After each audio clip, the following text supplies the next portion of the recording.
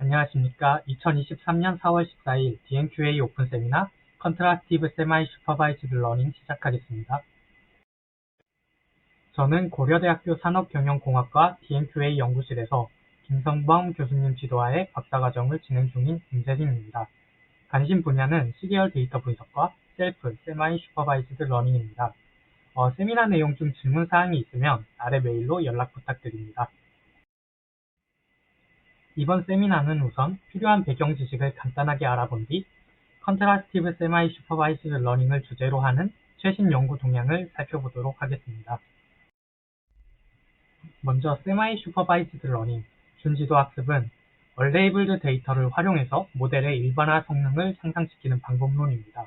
아래 그림은 준지도 학습이 일반화 성능을 향상시켜줄 수 있다는 것을 직관적으로 보여주는 예시인데요. 만약 이 그림처럼 얼레이블 데이터를 고려하지 않고 레이블 데이터만 활용한다면 빨간색 선처럼 결정 경계가 형성이 되겠죠. 그리고 나중에 파란색 클래스를 가지는 새로운 데이터가 들어왔을 때 모델은 해당 데이터를 클래스 B, 빨간색으로 잘못 예측을 하게 됩니다. 하지만 만약 얼레이블 데이터를 잘 활용한다면 결정 경계는 이런 직선 모양이 아닌 이렇게 곡선으로 형성이 되겠죠.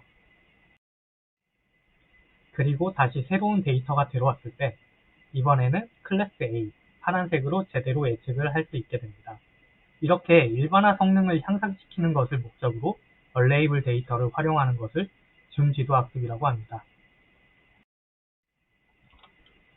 다음으로 준지도 학습 방법론 중 하나인 픽스매치에 대해 간단하게 설명드릴 건데요. 픽스매치는 여러 준지도 학습 방법론들의 핵심 개념을 간단하게 통합하여 좋은 성능을 보인 아주 유명한 방법론입니다. 2020년에 나온 방법론이지만 지금까지도 이 픽스매치를 베이스로 다양한 연구들이 진행되고 있는데요. 오늘 제가 소개할 논문도 모두 이 픽스매치를 기반으로 하고 있습니다. 자, 이제 픽스매치의 학습 프레임워크를 간단하게 살펴보겠습니다. 먼저 제가 그림에는 표현을 안 했지만 얼레이블 데이터가 아닌 레이블이 있는 데이터는 다른 준지도 학습 방법론처럼 슈퍼바이즈드 러닝을 적용하게 되고요. 이제 레이블이 없는 데이터에서 어떻게 학습하는지가 중요하겠죠. 먼저 아래 그림처럼 레이블이 없는 이미지가 들어왔을 때 픽스매치에서는 데이터 변형을 약하게 가하는 위크 어그멘테이션과 데이터 변형을 강하게 가하는 스트롱 어그멘테이션을 통해 두 개의 이미지를 생성합니다. 그리고 이 두 이미지를 모델에 입력해서 클래스 확률 분포를 얻을 수 있게 됩니다. 여기서 이 위크 어그멘테이션이 적용된 이미지의 클래스 확률 분포의 가장 큰 값, 이 가장 큰 값이 특정 스레시홀드를 넘어가게 되면 이 예측 값을 신뢰해도 된다는 의미로 받아들이고 수도 레이블로 만들게 됩니다. 이때 이 생성된 수도 레이블은 아래 이미지에 대한 레이블, 정답으로 사용이 됩니다. 그리고 크로스 엔트로피 로스를 통해서 스트롱리 어그멘티드 이미지에 대한 예측 값이 이 수도 레이블과 비슷해지도록 학습이 진행이 됩니다. 만약 이 스레시홀드를 넘어가지 못하게 되면 해당 이미지의 수도 레이블을 신뢰할 수 없기 때문에 이 이터레이션에서는 이 이미지를 사용하지 않게 됩니다. 오늘 준지도 학습과 이 픽스매치를 더 자세히 다루기에는 시간이 부족하기 때문에 다 안다고 가정을 하고 세미나를 진행할 예정입니다. 그래서 혹시 더 공부하고 싶은 분들은 이 아래 세미나를 참고하시길 바랍니다. 그리고 앞에서도 말씀드렸지만 오늘 리뷰할 논문들은 이 픽스매치라는 방법론을 기반으로 하기 때문에 픽스매치를 잘 모르신다면 이 해당 세미나나 구글 링크 등을 통해서 공부를 하시고 이번 세미나를 들으시는 것을 추천드립니다. 다음으로 컨트라스티브 러닝에 대해 간단히 개념을 알아보겠습니다. 이 컨트라스티브 러닝은 메트릭 러닝 방법론 중 하나로 사전에 정의된 데이터 포인터 간의 유사도 정보를 통해서 비슷한 데이터들끼리 구분하기 쉽게 해주는 어떤 거리 함수를 학습하는 방법론입니다. 아래 그림처럼 원본 데이터 공간에서 두 개의 클래스를 가지는 데이터 포인트들이 존재한다고 가정을 하면 이들을 구분하는 결정 경계를 듣는 것은 어렵습니다. 이때 컨트라스티브 러닝은 앵커라는 데이터 포인트를 기준으로 유사한 파지티브 샘플, 즉 같은 클래스를 가지는 데이터 포인트는 당기고, 그리고 유사도가 낮은 네거티브 샘플, 다른 클래스를 가진 포인트는 밀어내도록 학습이 진행이 됩니다. 이 과정을 모든 데이터 포인트에 대해 여러 번 반복한다면 데이터 포인트들이 사전에 정의된 유사도, 여기에서는 이 클래스의 정보가 되겠죠. 이 유사도에 따라서 구분이 잘 되는 임베딩 스페이스를 학습할 수 있게 됩니다. 이 과정에서 미리 어떤 데이터들이 비슷하고 어떤 데이터들이 다르다는 정보, 즉 레이블이 있다면 바로 지도학습을 적용할 수 있지만 저희는 현재 레이블이 부족하거나 없는 상황을 가정하기 때문에 레이블 없이 뭐가 비슷하고 뭐가 다른지, 즉 파지티브와 네거티브를 정의해야 합니다. 그렇다면 어떻게 사전에 정의된 유사도 정보 없이 파지티브와 네거티브를 정의할 수 있을까요? 보통 이미지 분야에서는 데이터 증강 기법을 통해서 정의를 하게 되는데요. 아래에 고양이 이미지가 있다면 서로 다른 증강 기법을 적용을 해서 서로 다른 두 이미지를 생성을 하게 됩니다. 이때 이 두 이미지는 하나의 소스에서 나왔기 때문에 유사하다고 볼 수 있고, 이 둘을 모델에 넣어 나온 임베딩 벡터들이 파지티브 페어가 됩니다. 네거티브 샘플들은 다른 이미지에서 나온 벡터들로 정의가 되는데요. 이제 위의 이미지를 앵커라고 한다면 같은 이미지 소스에서 나온 이 임베딩 벡터는 당기고, 그리고 다른 이미지 소스에서 나온 임베딩 벡터들은 밀어내게 됩니다. 그런데 여기서 다른 이미지를 중에서는 실제로 이 이미지처럼 같은 클래스를 가지는 이미지, 즉 false negative가 존재합니다.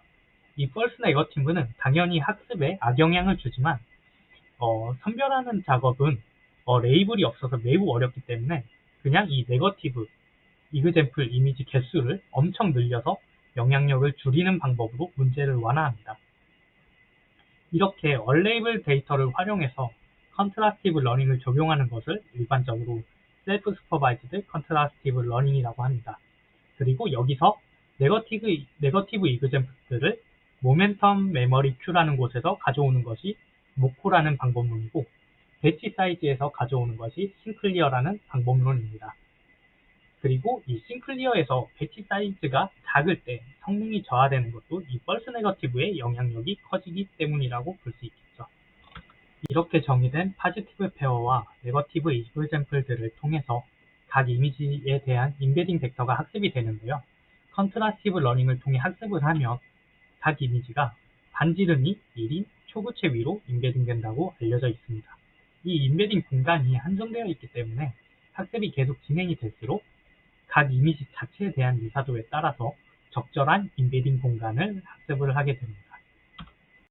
컨트라스티브 러닝에 대해 더 자세한 설명이 필요하시면 해당 세미나를 참고해 주시기 바랍니다. 이제 본격적으로 컨트라스티브 세마이 슈퍼바이즈드 러닝에 관한 연구를 알아보겠습니다. 이번 세미나에서 간단하게 리뷰할 논문은 총 3개인데요. 2021년에 나온 코메치라는 논문을 시작으로 세미 슈퍼바이즈드 러닝에 컨트라스티브 러닝을 적용한 연구들이 나오기 시작했습니다. 그럼 먼저 코메치라는 논문부터 설명을 시작하도록 하겠습니다. 코메치는 2021년 ICCV에서 발표된 논문으로 이제 당시에 픽스매치를 이기고 소타를 달성한 논문입니다. 코메치의 저자들은 기존에 연구되었던 준지도 학습과 자가지도 학습에 대해서 다음과 같은 한계가 있다고 말합니다. 먼저 준지도 학습 방법입니다. 특히 좋은 성능을 보였던 픽스매치는 이 언레이블드 데이터에 대한 수도 레이블을 활용을 해서 모델을 학습을 하게 됩니다. 이 과정에서 만약 고양이 이미지를 강아지로 잘못 예측해서 수도 레이블이 잘못 형성되어 버린다면 모델은 안 좋은 방향으로 학습이 이루어지고 성능은 더 안 좋아지게 됩니다. 이 과정이 악순환처럼 계속 반복이 되면 준지도 학습은 지도 학습보다 좋지 못한 성능을 보이게 되겠죠. 이렇게 모델이 한번 잘못한 분류를 계속해서 잘못하는 것을 컨퍼메이션 바이어스, 확증 편향이라 하고, 이 문제는 준지도 학습의 성능을 크게 저하시키게 됩니다. 그리고 자가지도 학습 방법론, 그 중에서 컨트라스티브 러닝을 예로 들면 얼레이블 데이터가 있을 때 서로 다른 어그멘테이션을 취해 두 가지 뷰를 만들고, 그리고 이 두 뷰가 인베딩 공간에서 비슷해지도록 모델을 학습하게 됩니다. 이 과정에서 저희가 풀고자 하는 실제 태스크, 이 이미지가 고양이냐 강아지냐의 클래스 정보가 전혀 사용되지 않은 태스크 어그노스틱한 방법론이기 때문에 저희가 원하는 태스크에 완전히 맞는 인베딩 스페이스를 학습하기 어려움, 즉 서브옵티말 인베딩을 학습하게 될 가능성이 높다는 문제가 있죠. 코메치에서는 클래스 확률 분포와 로우 디멘셔널 인베딩을 두 종류의 레프레젠테이션으로 보는데요. 이후에 나온 논문인 심매치라는 방법론의 표현을 빌리자면 이 클래스 확률 분포는 이미지의 클래스 정보를 표현하는 시멘틱 레프레젠테이션으로 해석을 할 수 있고, 이 로우 디멘셔널 인베딩은 이미지 자체가 가지고 있는 인스턴스 레프레젠테이션으로 해석할 수 있습니다.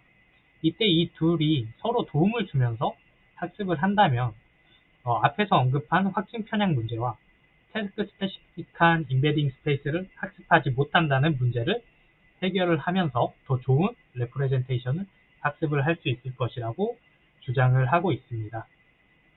이 아래의 그림은 일반적인 준지도 학습이나 자가지도 학습과 코메치가 어떤 차이를 가지고 있는지 잘 보여주는데요. 준지도 학습이나 자가지도 학습과 달리 코메치에서는 이 클래시피케이션 헤드와 프로젝션 헤드가 모두 있고, 거기에서 나온 두 레프레젠테이션이 서로 정보를 주고받으면서 학습한다는 것을 쉽게 볼 수 있습니다. 이 그림은 논문에 있는 코메치의 전체적인 학습 프레임워크를 보여주는 그림인데요. 이 학습 프레임워크를 꽤 잘 표현하고 있습니다. 주의해야 할 것은 이 그림은 얼레이블 데이터에 대한 학습 프레임워크만을 나타내고 있고요. 이 레이블 데이터는 단순히 슈퍼바이즈드 러닝과 같기 때문에 표현하지 않은 것 같습니다. 그리고 얼레이블 데이터에 대한 로스텀이 여기 하나, 총 두 개인 것을 확인을 할 수 있죠. 먼저 하나는 수도 레이블을 통한 클래시피케이션 로스인 것 같고, 하나는 잘 모르겠지만 이 그레디언트 스탑을 보니 이 수도 레이블 그래프라는 것을 정답으로 활용을 하고, 이 인베딩 그래프라는 것을 이제 예측 값으로 활용을 해서 컨트라스티브 로스로 정의되는 것 같습니다. 실제로 코메치의 로스는 다음과 같이 레이블 데이터에 대한 클래시피케이션 로스, 그리고 얼레이블드 데이터에 대한 클래시피케이션 로스, 그리고 마지막으로 역시 얼레이블 데이터를 활용한 컨트라스티브 로스로 구성되어 있습니다. 이 중 이 첫 번째 텀은 일반적인 지도학습 로스이기 때문에 저희는 이 뒤에 두 로스 텀이 어떻게 계산되는지를 살펴볼 예정입니다. 그리고 그림을 몇 군데만 가려보면 이 코매치의 학습 프레임워크가 픽스매치를 기본으로 하고 있다는 것을 볼 수 있습니다.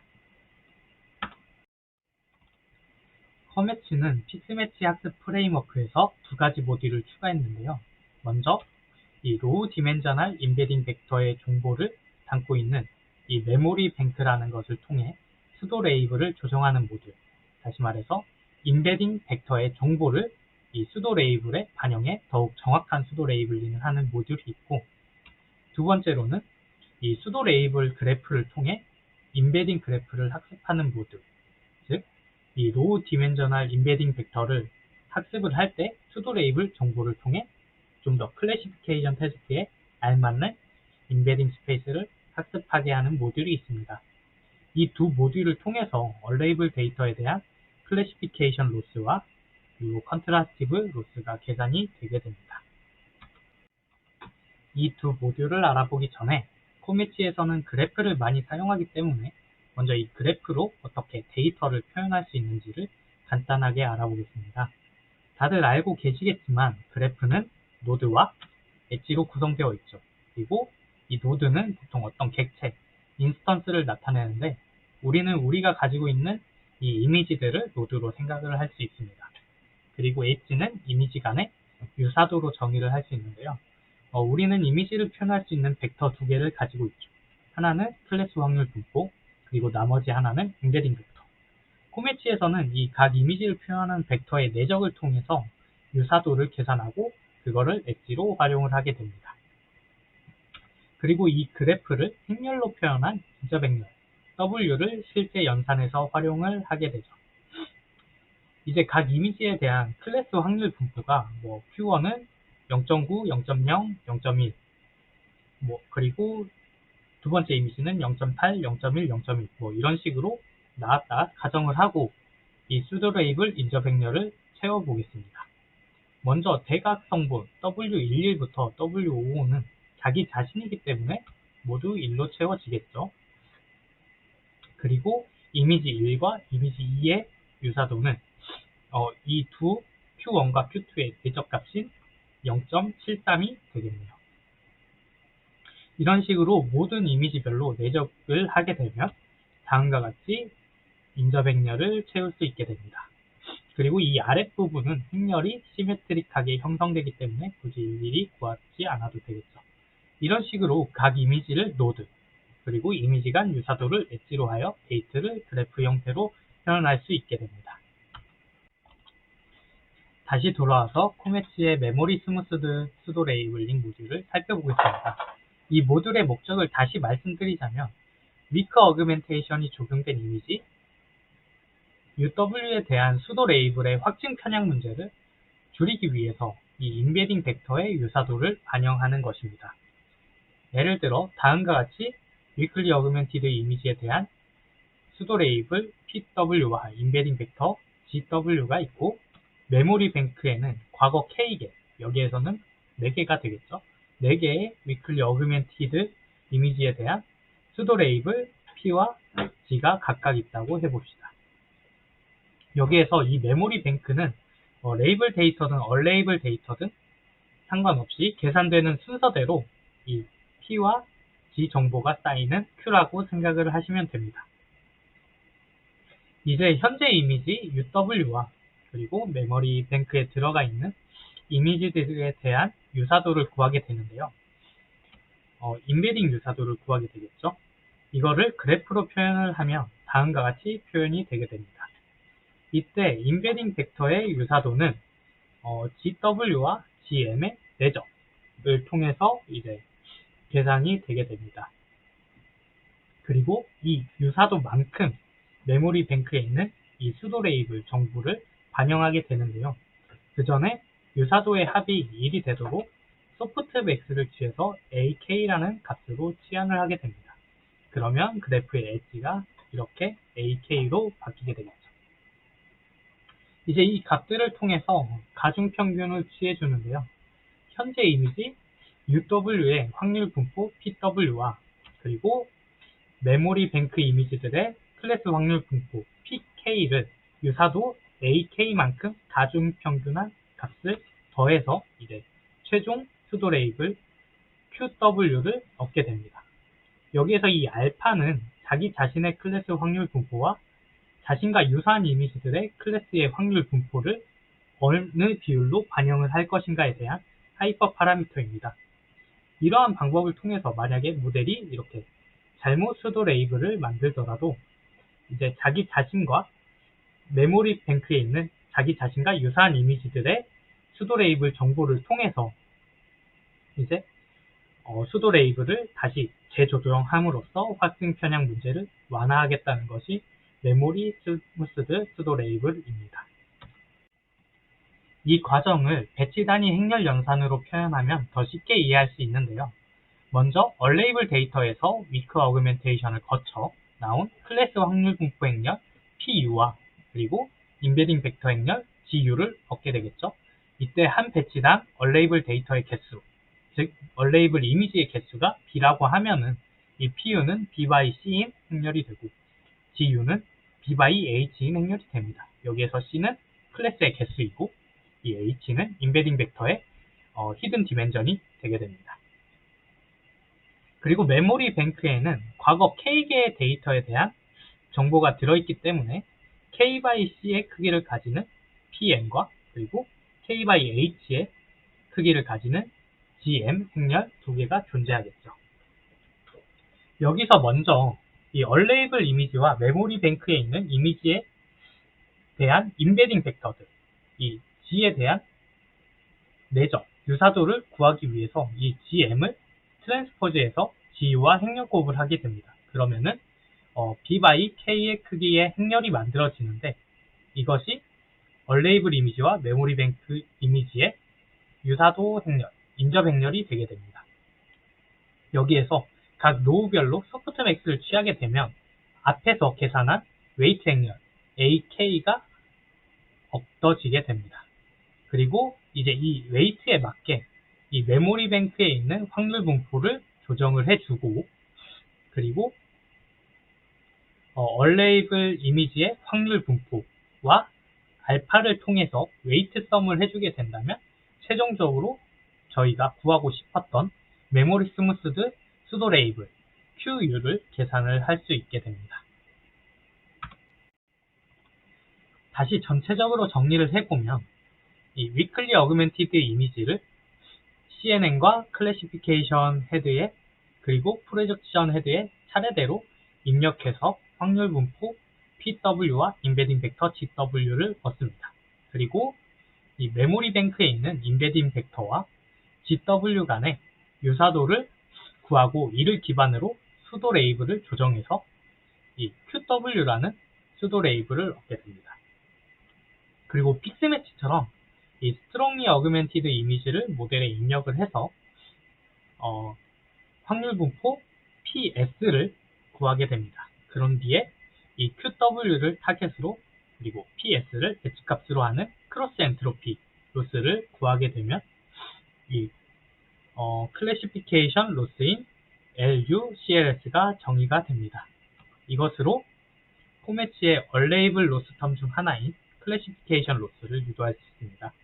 다시 한번 말씀드리지만 이렇게 유사한 이미지의 확률 분포를 통해서 수도 레이블 이 PW를 QW로 조정을 하는 이유는 모델의 확증 편향 문제를 완화하기 위해서입니다.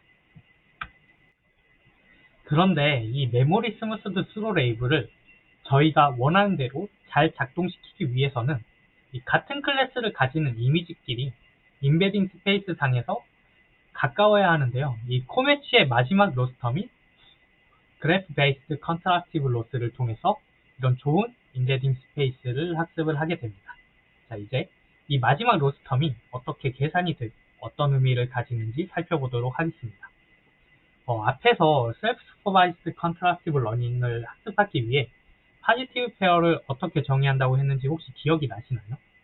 바로 어그멘테이션을 이용을 해서 소스 이미지에 대한 두 가지 뷰를 만들어 이 둘을 파지티브 페어로 정의를 했었죠. 그러면 여기에서 UW와 US를 사용을 하면 될 것 같습니다. 그런데 코매치에서는 스트롱 어그멘테이션을 한 번 더 적용을 해서 새로운 이미지인 US 프라임을 생성을 합니다. 그리고 이 US와 US 프라임을 MLP로 구성된 프로젝션 헤드에 입력을 해서 GS와 GS 프라임을 얻고 이 둘을 파지티브 페어로 정의합니다.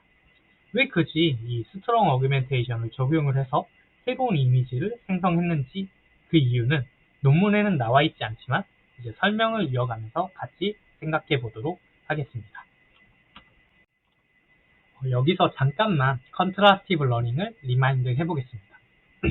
컨트라스티브 러닝은 이 앵커를 기준으로 파지티브를 당기고 그리고 네거티브를 민다고 했었죠. 그런데 GS 프라임만 파지티브로 활용을 하면 이 네거티브에 있는 같은 클래스를 가진 이미지, 이 펄스 네거티브도 밀어내게 되고 클래스별로 군집화가 제대로 이루어지지 않습니다. 그런데 만약에 이 네거티브 이그젬플들이 레이블을 가지고 있다면 어떨까요? 그러면 우리는 이 레이블을 통해서 이 펄스 네거티브를 파지티브로 바꿀 수 있겠죠. 이렇게 되면 같은 클래스끼리 당길 수 있게 되고 그리고 인베딩 스페이스 상에서 클래스별로 잘 군집화가 될 수 있을 겁니다. 이게 바로 슈퍼바이즈드 컨트라스티브 러닝이라는 방법론입니다. 다시 원래 문제로 돌아와서 저희가 가지고 있는 네거티브 이그젬플들은 얼레이블 데이터이기 때문에 레이블을 통해서 펄스 네거티브를 찾을 수가 없습니다. 하지만 저희는 레이블 대신 수도 레이블 Q를 가지고 있죠. 여기에서 UW의 수도 레이블 QW와 그리고 이렇게 같은 수도 레이블이 있다면 이 이미지를 파지티브로 바꾸게 됩니다. 이렇게 파지티브와 네거티브를 정의하고 학습을 하게 된다면 이 파지티브끼리는 당기고 그리고 네거티브를 밀어내면서 클래스끼리 군집화가 이루어질 수 있게 되죠. 하지만 여기에서 사용하는 건 수도 레이블, 즉 정확한 레이블이 아니기 때문에 코메치에서는 수도 레이블이 같다고 너무 많이 당기지는 말고 적당히 당기자는 방법을 제안을 하게 됩니다. 그러면 그 적당히를 어떻게 정할지가 문제겠죠. 코메치에서는 그 적당히의 정도를 이 수도 레이블의 유사도를 통해서 정하게 됩니다. 다음과 같이 위클리 어그멘티드 이미지 UW에 대한 수도 레이블 QU가 있고 네거티브 이그젬플에 대한 수도 레이블을 Q1, Q2, Q3, Q표라고 한다면 각각의 내적을 통해서 다음과 같이 유사도를 계산을 할 수 있습니다. 이 유사도를 그대로 파지티브 페어의 가중치로 사용을 하게 되는데요. 그런데 이렇게 유사도를 그대로 사용하게 되면 제대로 된 네거티브 샘플들까지 이 유사도만큼은 파지티브 페어로 보겠다는 의미이기 때문에 학습이 제대로 이루어지지 않을 수도 있습니다. 그래서 코미치에서는 미리 정의한 스레시홀드 T를 사용을 하는데요. 먼저 맨 아래의 이미지처럼 유사도가 T보다 크면 그 유사도만큼 파지티브로 활용을 하게 됩니다. 반대로 이 위 세 개의 이미지처럼 T보다 유사도가 작으면 그냥 네거티브로 사용을 하게 됩니다. 그리고 여기에서 GS'의 가중치는 같은 소스 이미지에서 나왔기 때문에 당연히 1이 되겠죠. 이 과정을 그래프 형태로 표현을 할 수 있는데요. 먼저 UW를 통해 얻은 QW와 그리고 네거티브 이미지들에 대한 QW들 사이의 유사도를 통해서 현재 이미지 U에 대한 수도 레이블 그래프 WQ를 구성을 할 수 있습니다. 그리고 소스 이미지에서 스트롱 어그멘테이션을 거쳐 나온 GS 그리고 GS'과 네거티브 이미지에 대한 임베딩 벡터들 간의 유사도를 구해서 임베딩 그래프 WG를 구성을 하게 되죠. 이때 임베딩 벡터 간의 유사도는 이렇게 단순히 내적을 통해서 계산하는 것이 아니고 다음과 같이 정의를 하게 되는데요. 이렇게 계산하는 이유는 나중에 이 유사도의 합이 1이 되도록 정규화를 시켜주는데 먼저 이 익스퍼넨셜을 취하고 정규화를 하게 되면 소프트맥스를 취하는 것과 같아지기 때문입니다. 이렇게 구해진 WQ와 WG에서 각 엣지의 합이 1이 되도록 정규화를 하고 이 수도 레이블 그래프를 타깃으로 그리고 임베딩 그래프를 엣지 값으로 컨트라스티브 로스 LUCLS를 구하게 됩니다. 이 로스의 의미를 좀 직관적으로 해석을 해보자면 비슷한 수도 레이블을 가지는 이미지는 임베딩 공간에서도 수도 레이블의 유사도만큼 비슷해야 한다, 가까워야 한다는 뜻입니다. 즉, 임베딩 벡터를 학습을 할 때 위크 어그멘테이션에서 나온 이미지의 수도 레이블 정보 QU를 제공을 해주는 것이죠. 여기서 왜 이 GW를 사용하지 않고 굳이 GS'을 GS의 파지티브로 쓰는지 알 수 있는데요. 물론 제 개인적인 의견입니다만 여기 QUW가 컨트라스티브 러닝의 타겟 값을 만드는 데 사용이 되는데 이 QUW를 만들 때는 GW가 사용이 되죠. 그런데 만약에 이 GW를 그대로 GS의 파지티브로 사용을 해서 이 임베딩 그래프를 만들면 타겟 정보가 들어간다고도 해석을 할 수 있습니다. 그래서 이렇게 새로운 뷰를 만들어준 게 아닐까 예상해 볼 수 있죠. 코매치를 정리하자면 코매치의 목표는 클래스 확률 분포와 저차원 임베딩 벡터를 동시에 잘 학습시켜서 확증 편향 문제를 해결하고 그리고 클래시피케이션 문제에 적합한 임베딩 스페이스를 구축하자는 것이었습니다. 그러면 어떻게 이 두 레프레젠테이션을 동시에 잘 학습시킬 것이냐가 이 코매치의 학습 프레임워크였는데요. 먼저 수도 레이블의 확증 편향 문제를 해결하기 위해서 이 수도 레이블을 계산을 할 때 임베딩 스페이스 상에서 가까운 친구들의 수도 레이블을 참고해서 현재 자신의 수도 레이블을 조정을 했었죠. 그게 바로 메모리 스무스드 수도 레이블링이었습니다. 그리고 저차원 임베딩을 학습할 때에도 이 수도 레이블의 유사도를 통해서 추가적으로 소프트 파지티브를 정의함으로써 클래식계의 좀 더 잘 분식화가 되도록 유도를 했다고 볼 수 있습니다. 이제 코메치의 실험 결과를 간단히 살펴보겠습니다. 대표적인 이미지 분류 데이터셋인 시파10, STL10, 그리고 이미지넷에 대한 실험 결과인데요. 이제 모든 데이터셋에서 이 코매치가 픽스매치에 비해서 성능이 크게 향상된 것을 확인을 할 수 있습니다. 그리고 픽스매치와 코매치의 액폭별 성능을 확인한 실험인데요. 이 맨 왼쪽의 그래프 A는 액폭별 수도 레이블의 정확도를 보여주고 있습니다. 픽스매치, 이 두 픽스매치에 비해서 이 코매치의 수도 레이블 정확도가 빠르게 향상되는 것을 볼 수 있죠. 그리고 두 번째 그래프 이 B는 액폭별로 얼레이블 데이터 중에서 컨피던스 레벨이 0.95 이상인 데이터가 몇 %인지를 보여주는데요. 여기에서도 볼 수 있듯이 코매치가 픽스매치보다 컨피던트 데이터를 훨씬 더 많이 만드는 것을 볼 수 있습니다. 이제 이 두 그래프를 합쳐서 해석을 해보면 코매치를 활용하면 이 정확도 높은 수도 레이블이 학습 초기부터 많이 생성된다라고 볼 수 있는데요. 그렇다면 모델의 성능이 더 빨리 좋아질 것이라고 예측을 할 수 있죠. 그 결과가 그래프 C에서 나타내는데요. 이 픽스매치에 비해서 코매치를 활용을 하면 훨씬 더 빨리 모델의 성능이 증가하는 것을 볼 수 있습니다. 즉, 단순히 모델의 성능을 높일 뿐만 아니라 학습의 효율성도 증가시킨다고 볼 수 있겠네요. 이제 코매치는 여기서 마무리하고 다음 논문으로 넘어가겠습니다. 두 번째 논문은 2022년 CVPR에서 발표된 클래스 어웨어 컨트라스티브 세마이 슈퍼바이즈드 러닝이라는 논문입니다. 클래스 어웨어 컨트라스티브 세마이 슈퍼바이즈드 러닝, 줄여서 CCSL도 이제 코매치와 마찬가지로 이 컨트라스티브 러닝을 통해서 수도 레이블의 확증 편향 문제를 해결하고자 한 논문인데요. CCSSL에서는 특히 클래스 미스매치인 상황에서 확증 편향 문제를 완화하는 것에 초점을 뒀습니다. 여기에서 클래스 미스매치 상황이란 왼쪽 그림과 같이 레이블 데이터에는 호랑이, 고양이, 거북이 클래스만 존재하는데 얼레이블 데이터에 말과 판다처럼 새로운 클래스가 있는 경우입니다.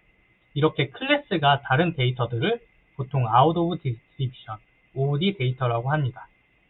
이 OOD 데이터가 모델에 입력되었을 때 가장 이상적인 상황은 이 OOD 데이터는 모든 클래스에도 속하지 않기 때문에 클래스별로 속할 확률이 이렇게 유니폼하게 나와 수도 레이블로 선택이 되지 않는 것입니다.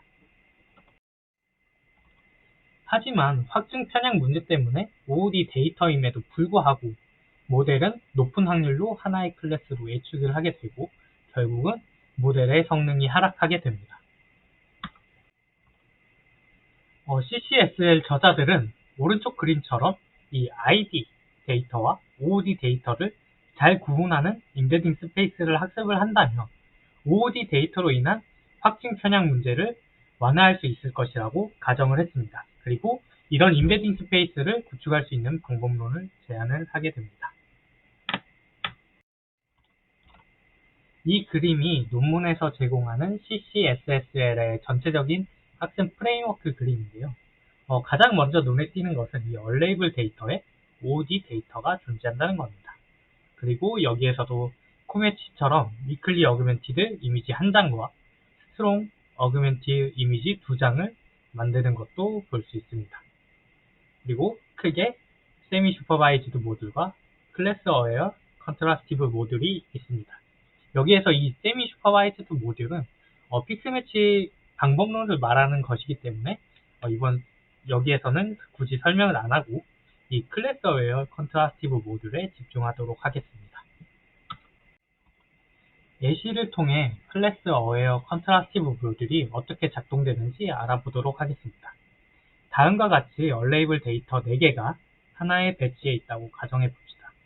먼저 각 이미지들은 위크 어그멘테이션이 적용된 뒤 모델에 입력되어 다음과 같은 클래스 확률 분포 P를 출력하게 됩니다.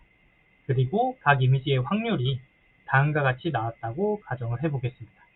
여기에서 포매치와는 다르게 이 P를 조정하는 부분이 따로 존재하지 않고 이 클래스 확률 분포에서 바로 맥스 값을 취해서 다음과 같은 컨피던스 레벨로 수도 레이블을 얻게 됩니다.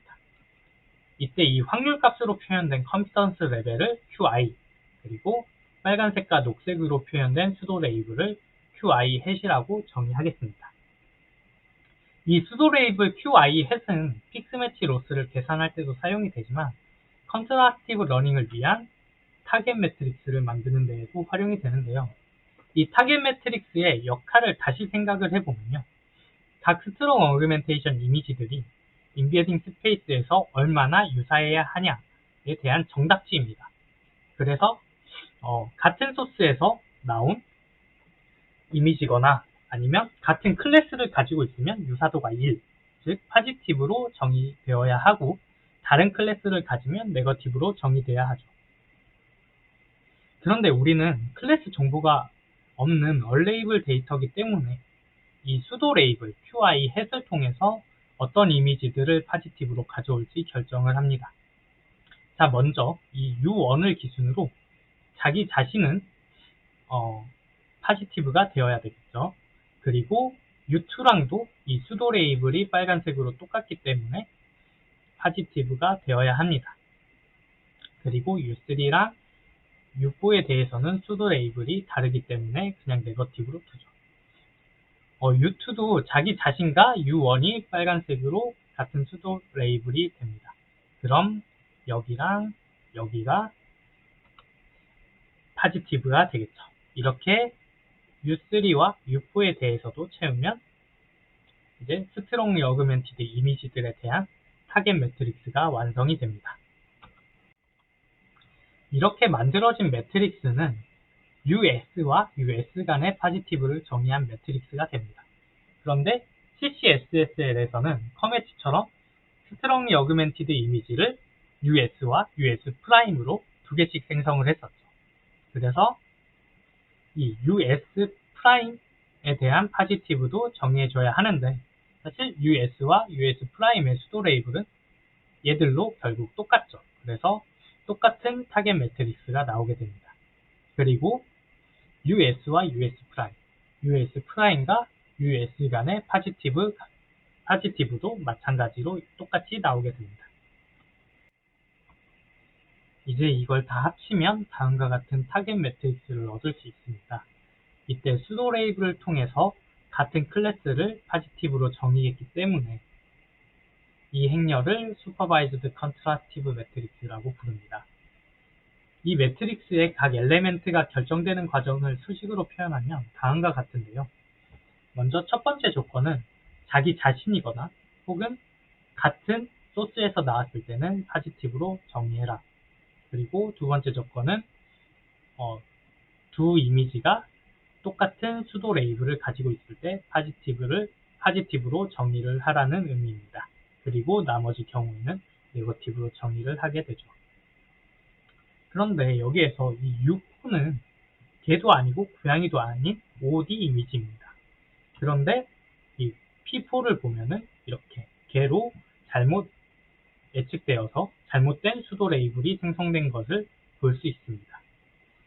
CCSSL의 목적은 OD 데이터가 인 디스트리뷰션 클러스터와 잘 나눠진 인베딩 스페이스를 학습하는 것이었죠.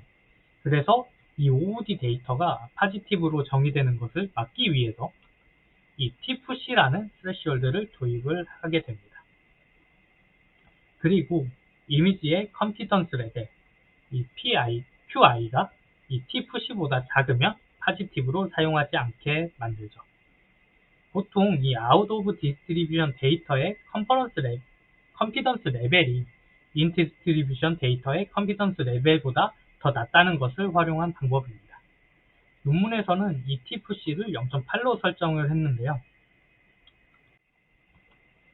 이 스레시홀드를 적용을 하게 되면 U4를 파지티브로 정의했던 이런 부분들이 다시 네거티브로 변하게 됩니다.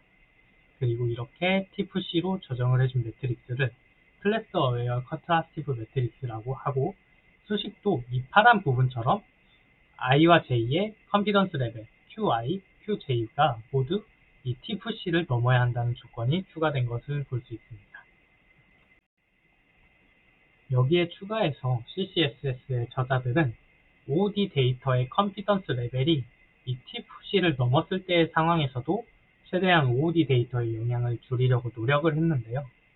만약에 이 네 번째 이미지의 컨피던스 레벨 Q4가 0.85라면 이 T푸시로 걸러내지 못하고 다시 U4를 이렇게 파지티브 페어로 정의를 하게 될 겁니다. 여기에서 저자들은 이 수도 레이블을 통해 정의된 파지티브를 100% 파지티브로 보지 말고 이 컨피던스 레벨만큼만 파지티브로 보자는 아이디어를 제안합니다. 그리고 이 과정을 위해 여기 파란색 부분처럼 두 이미지의 컨피던스 레벨 QI와 QJ를 곱한 것으로 간단하게 정의를 하게 됩니다. 이렇게 정의를 하면 U3와 U4의 파지티브 웨이트가 1이 아닌 0.82 곱하기 0.85, 한 0.7 정도로 바뀌게 되고, 파지티브 페어로 끌어당기는 힘이 좀 더 줄어들게 만들 수 있죠. 물론 U1과 U2처럼 이 파지티브로 잘 정의된 부분 역시 0.95 곱하기 0.87로 조금 줄어든다는 단점을 가지고 있습니다. 하지만 OOD 데이터로 인해 잘못 정의된 수도 레이블이나 아니면 그냥 수도 레이블이 잘못 생성되었을 때 좀 더 보수적으로 접근하는 것이 학습에 더 유리합니다. 따라서 다시 한번 이렇게 웨이트를 조정해주는 리웨이팅 과정을 추가하면 더 좋은 타겟 매트릭스를 생성할 수 있게 되는 거죠. 이렇게 타겟 매트릭스를 만들고 나면 이제 코매치와 똑같이 스트롱 어그멘테이션을 두 번 적용해 나온 각 이미지의 인베딩 벡터 GS와 GS' 유사도를 구해서 인베딩 매트릭스를 만들게 됩니다. 타겟 매트릭스와 인베딩 매트릭스가 생성되는 과정을 다시 함께 정리해서 보겠습니다. 얼레이블 배치 U의 각 이미지에 위크 어그멘테이션과 두 번의 스트롱 어그멘테이션을 적용을 해서 모델에 입력한 뒤, 위크 어그멘테이션은 클래스 확률 분포 P와 수도 레이블 Q를 넣고, 스트롱 어그멘테이션에서는 인베딩 벡터 GS와 GS'을 얻게 됩니다. CCSS의 목적은 같은 클래스를 가지는 이미지끼리 클러스터링이 잘 되고, OOD 이미지와 같은 노이즈 이미지는 따로 떨어져 있는 인베딩 스페이스를 구축하는 것이 목적이기 때문에 이 수도 레이블을 활용을 해서 같은 수도 레이블끼리 파지티브로 정의하도록 이 타겟 매트릭스를 만듭니다. 이 과정에서 OOD 이미지나 잘못 예측된 이미지가 파지티브 페어로 정의되는 것을 막기 위해 컨피던스 레벨과 T푸시라는 스레시홀드로 먼저 신뢰도가 낮은 수도 레이블을 걸러주고, 그리고 리웨이팅을 해줌으로써 노이즈 이미지에 더 강건한 타겟 매트릭스를 생성을 하게 됩니다. 그리고 스트롱 어그멘테이션 이미지에서 나온 GS와 GS' 사이의 유사도를 계산을 하고, 이 유사도가 타겟에 가까워지도록 학습을 하게 됩니다. 이 내용을 쭉 들어보면 코매치랑 똑같은 거 아니야? 엄청 비슷한 거 같은데 라는 생각이 드실 겁니다. 그래서 코매치와 CCSS를 직접 비교하면서 두 방법론이 어떤 부분에 차이가 있는지 살펴보겠습니다. 해당 그림은 코매치와 CCSS의 타겟 매트릭스를 구하는 과정을 표현한 건데요. 먼저 코매치는 클래스 확률 분포 P에 대해 메모리 스무스드 레이블링 과정을 거쳐서 QI를 생성을 하게 됩니다. 이때 이 QI는 각 클래스의 주정된 확률 분포, 즉 벡터입니다. 그리고 이 확률 분포들의 내적을 통해서 이 유사도 매트릭스를 먼저 계산을 하게 되고요. 그리고 이 중에 이 유사도가 스레시홀드 t보다 큰 것만을 파지티브로 정의를 하게 되죠.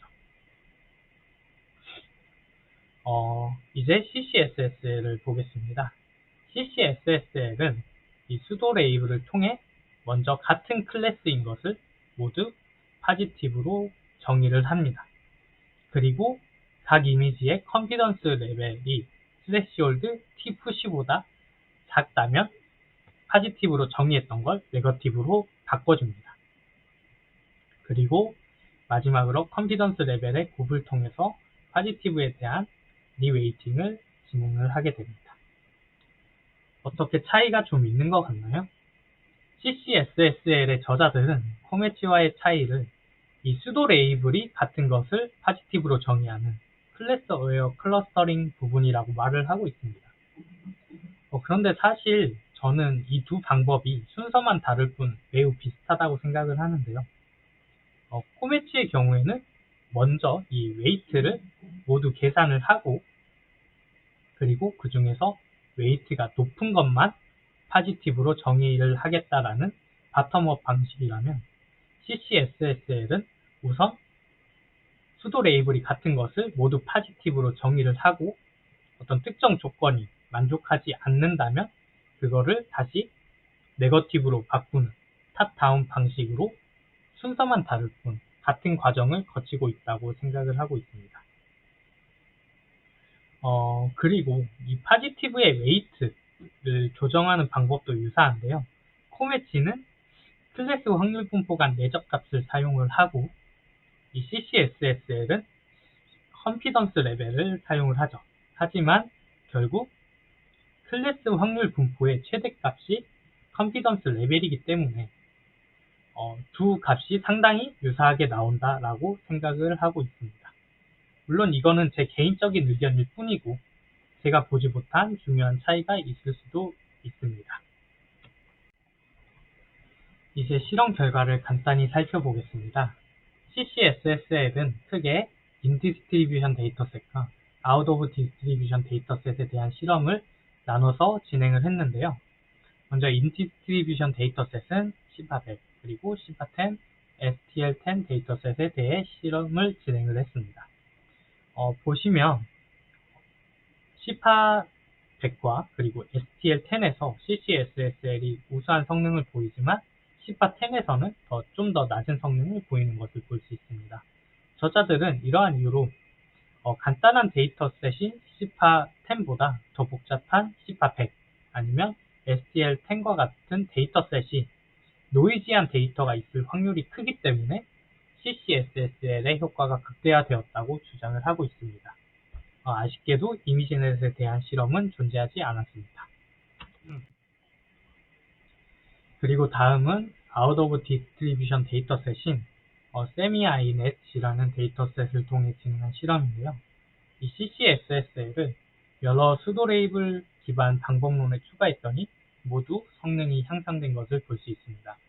이 실험을 통해서 저자들은 심각한 노이즈 데이터인 OOD 데이터가 얼레이블 데이터에 존재할 때, 즉 클래스 미스매치 상황일 때도 CCSSL이 좀 더 좋은 성능을 보인다고 주장을 하고 있습니다. 이제 마지막 논문인 Contrastive Regularization for Semi-Supervised Learning을 알아보겠습니다.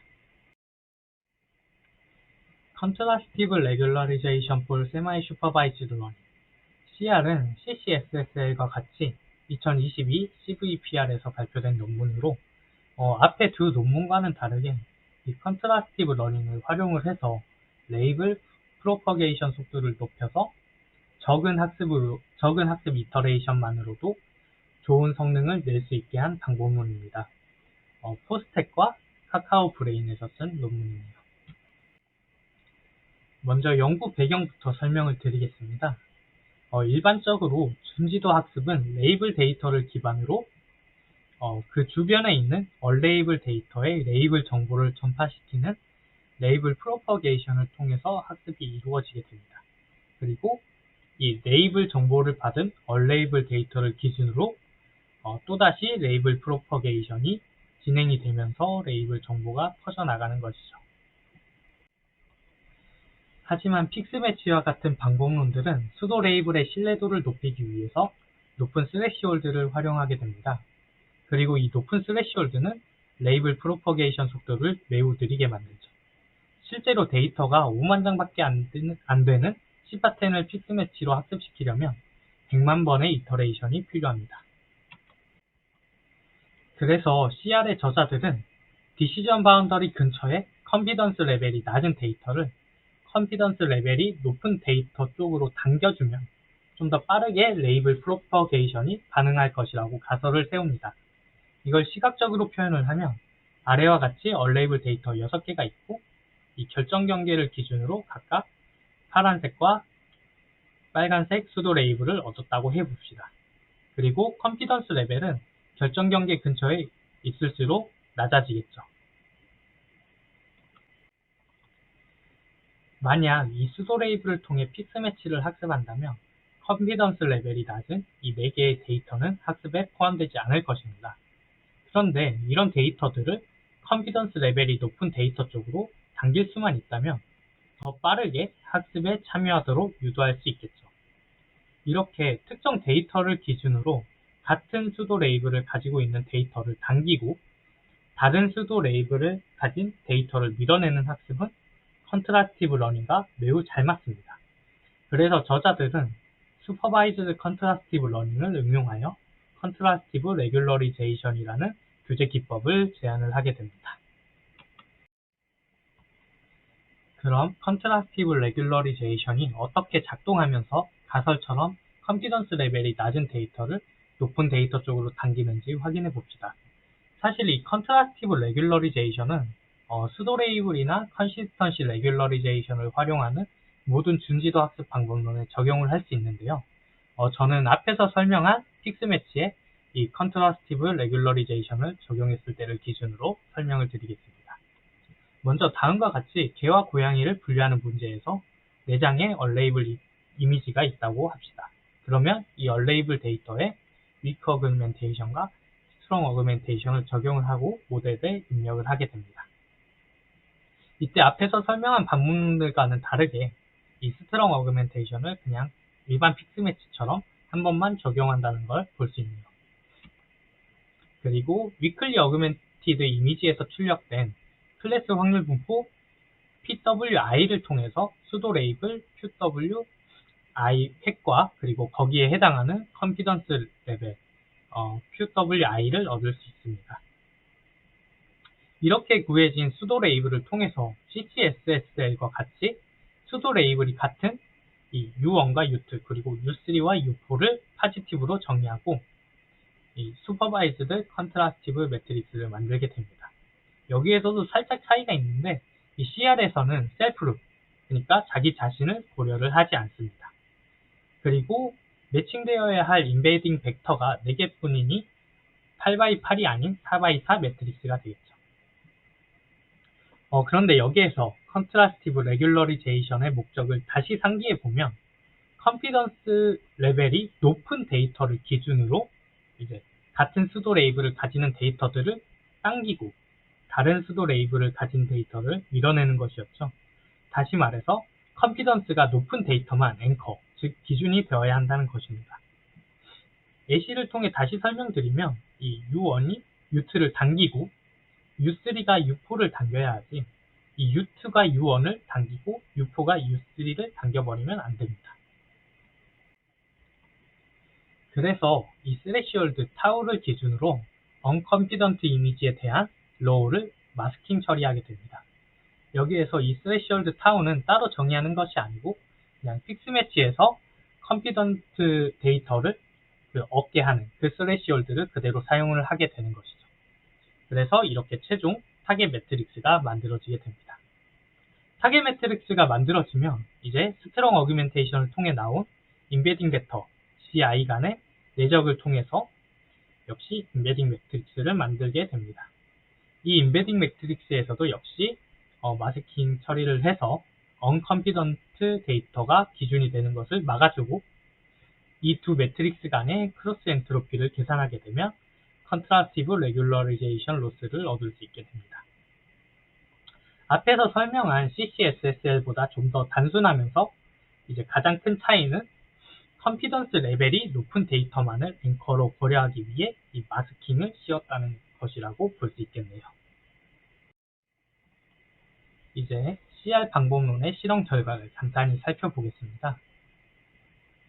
이 픽스매치의 컨트라스티브 레귤러리제이션을 합한 방법이 SVHN과 CPA-10 데이터에서 모두 우수한 성능을 보이는 걸 볼 수 있습니다. 여기에서 CR++는 더 큰 모델을 사용했다는 의미이기 때문에 크게 신경 쓰실 필요는 없습니다. 그리고 더 복잡한 데이터셋인 CPA-100 그리고 STL10 이미지넷에서도 컨트라스티브 레귤러리제이션을 추가한 방법론이 더 좋은 성능을 낸 것을 확인을 할 수 있습니다. 그리고 이 그래프들은 실제로 컨트라스티브 레귤러리제이션이 학습 속도를 향상시키는지 확인하기 위한 것인데요. 이 X축은 학습 시간을 퍼센트 단위로 변경한 것이고 Y축은 테스트 데이터셋에 대한 정확도입니다. 이 그래프를 통해서 이 컨시스턴시 레귤러리제이션만 사용한 일반 픽스매치, 이 녹색 선보다 이 컨트라스티브 레귤러리제이션까지 추가한 것이 이 모든 데이터셋에 대해서 훨씬 더 빠르게 수렴을 하고 이제 최종 성능도 더 좋다는 것을 확인할 수 있습니다. 이번 세미나에서는 픽스매치가 나온 이후 새로운 준지도 학습 연구 방향 중 하나인 이 컨트라스티브 세마이 슈퍼바이즈드 러닝에 대해서 이 세 논문을 통해서 알아보았습니다.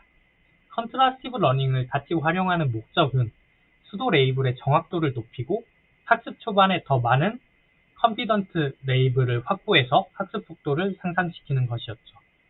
오늘 소개한 이 세 논문 외에도 이미 세미 슈퍼바이즈드 러닝과 컨트라스티브 러닝을 결합한 많은 연구가 진행되고 있습니다.